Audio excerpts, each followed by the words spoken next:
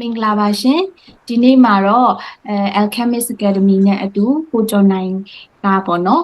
PTE ကိုပထမဆုံးအကြိမ်ဖြည့်တဲ့အခါမှာ band 7ပေါ့65ရရှိပြီးမှ overall 65ရရှိပြီးမှ listening မှာ60 reading မှာ67 speaking မှာ73နဲ့ writing မှာ63ရရှိပြီးမှအောင်မြင်သွားတာပေါ့နော်ဆိုတော့ပထမဦးဆုံးအနေနဲ့ကိုကျော်နိုင်ရေ congratulation ပါအခုလိုမျိုးပထမဆုံးအကြိမ်ဖြည့်တဲ့အခေါက်မှာပေါ့နော်တခါတည်းနဲ့band 7ရတဲ့အတွက်ကြောင့်မလို့အရန်ဝမ်းသာပါတယ်ကျေးဇူးတင်ပါတယ်ဟုတ်ကဲ့အဲ့တော့ပထမဦးဆုံးပေါ့နော်ကိုကျော်နိုင်ကိုမေးကြည့်ချင်တာကလေဒီမှာအမတ်ကိုကြည့်လိုက်တဲ့အခါမှာ speaking ကလေ83,000ရတယ်ပေါ့နော်အဲ့တော့ပေါ့နော် speaking နဲ့ပတ်သက်ပြီးတခြားကျောင်းသားတွေကိုဘယ်လို suggestion လေးပေးချင်လဲကိုကျော်နိုင်အနေနဲ့speaking အနေနဲ့တော့practice တော့ပိုလုပ်ဖို့လိုတယ်Alchemist academic ဒီ website တွေမှာကျွန်တော်တို့ဝယ်ထားတဲ့ exercise တွေကိုလည်းများများဖတ်ပေးဒါမှအဲ့လိုမျိုး newspaper တွေမှာများဖြတ်ပေးပေါ့ဖတ်ပေးရမှာပေါ့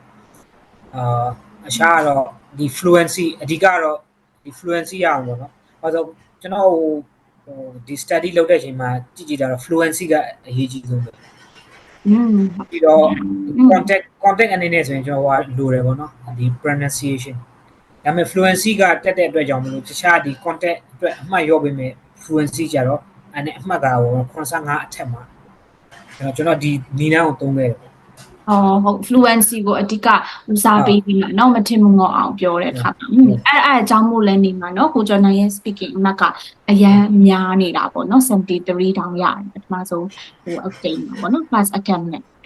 ပြီးကြတော့နောက်တစ်ခုကလေကိုကျော်နိုင်ကလေကျမတို့နဲ့အတန်းတက်တဲ့အခါမှာပေါ့နော်အလုပ်တစ်ဖက်နဲ့ဆိုတော့အရန် busy schedule ကြားထဲမှာပေါ့နော်မအားတဲ့ကြားထဲမှာအဲ့လိုအတန်းတက်လိုက် study လုပ်ခဲ့တယ်ပေါ့နော်ဆိုတော့အဲ့လိုမျိုးပေါ့busy schedule ကြားမှာဘယ်လိုမျိုး study လုပ်ခဲ့တယ်လဲပေါ့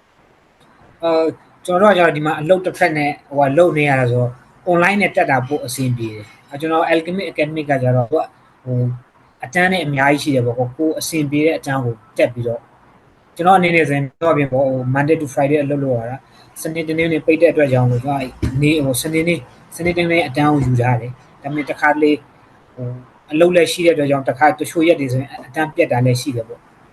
ပေမဲ့ကျွန်တော်တို့အရင်အဆင်ပြေတယ်ပေါ့ပြီးတော့ဒီ online မှာပေးထားတဲ့ material တွေရတော့ဆိုတော့မှအချိန်တွေ internet ရှိတဲ့နေရာဆိုအချိန်မျိုးပေါ့လေ့လာလို့ရတယ်အဲ့အတွက်ကကျွန်တော်တို့အရင်အဆင်ပြေခဲ့တယ်ဟုတ်ကဲ့เนาะအလုပ်တစ်ဖက်နဲ့ဆိုပေမဲ့လည်းလေကိုကဒီ AI အချိန်မရွေးသုံးလို့ရတဲ့ခါကျတော့ကိုအားတဲ့အချိန်မှာဘယ်အချိန်မစူပေါ့เนาะအစဉ်အလွယ်တကူနဲ့ study လုပ်နိုင်တဲ့အတွက်ကြောင့်မို့လို့ပေါ့เนาะဟုတ်ကဲ့ပါအဲ့ဒါဆိုရင်တော့နောက်ဆုံးအနေနဲ့ပေါ့เนาะ PTE ဖြေမဲ့တခြားကျောင်းသားတွေကိုရောဘယ်လိုမျိုးအကြံဉာဏ်ပေးခြင်းလဲအကြံပေးခြင်းတွေကတော့ဒီ exercise တွေပေါ့เนาะပုံမှန်ပေါ့နေတိုင်းကိုတက်နိုင်တယ်လို့ပေါ့နော်မ speaking အနေနဲ့ဆို read aloud 5ဘုတ်ဖြစ်ပေါ့တရက်ကို5ဘုတ်နှုံးနေပေါ့ဘာလို့ဆို topic တွေအများကြီးကိုအခု20လောက်ရှိတယ်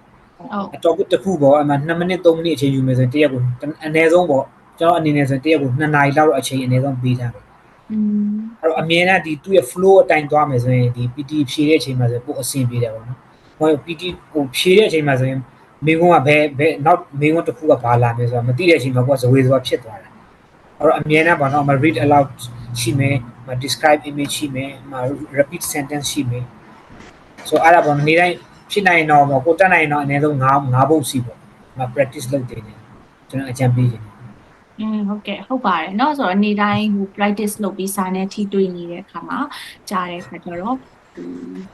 ကျွန်တော်တို့အနေနဲ့ဆိုမှတစ်ခါလေးဆိုရင်2ရက်3ရက်ဟိုပြစ်သွားရင် flow ကfluency မှာဆိုရင်သူကလျော့သွားတာအမှတ်တရဟုတ်တယ်အဲ့တော့ဆိုရင်အမြဲတမ်းပေါ့နေတိုင်းနေပါတော့တကယ်လို့အချိန်ရမယ်ဆိုရင်အနည်းဆုံး9ဘုတ်ပေါ့ကျွန်တော်အဲ့လိုပဲအချိန်ရတဲ့ဆိုရင်အနည်းဆုံး9ဘုတ်စီသွားလုပ်တယ်ဒါပေမဲ့တချို့ဟာတွေပေါ့နော်ဒီကောင်းအတွက်ဆိုရင်တော့မလုပ်ရင်တောင်မှအဆင်ပြေတယ်ဆိုရင်နောက်မှတချို့အမှတ်တွေပေါ့နော်သူကဒီ contribution သူရဲ့ percentage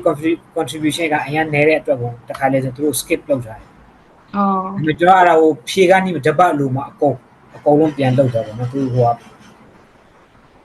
ဟုတ်ကဲ့ပါဆိုတော့ကိုကျော်နိုင်အနေနဲ့ပြောချင်တာတော့ daily practice ပေါ့နော်နေ့တိုင်း ဟုတ်တယ်လေ မပြ ဒီ တ် ကအရေးကြီးတယ်ဟုတ်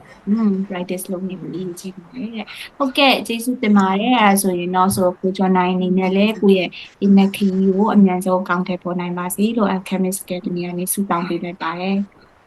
ကျေးဇူးတင်ပါတယ်ခင်ဗျ